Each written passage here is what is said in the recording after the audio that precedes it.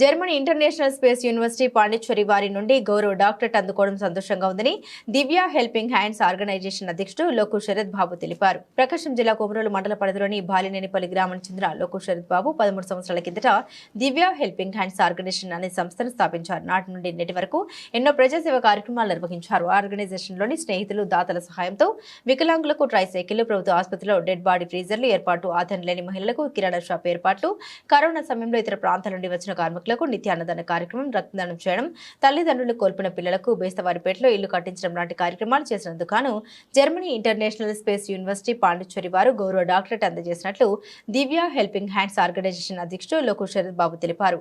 ఈ సందర్భంగా ఆయన మాట్లాడుతూ తాము చేసే సేవా కార్యక్రమాలను మీడియాలో ప్రచారం చేస్తూ మాకు సహకరించిన మార్కాపురం ఉదయ న్యూస్ యాజమాన్యానికి, దివ్య హెల్పింగ్ హ్యాండ్స్ ఆర్గనైజేషన్ సభ్యులకు ఆయన ప్రత్యేక ధన్యవాదాలు తెలిపారు.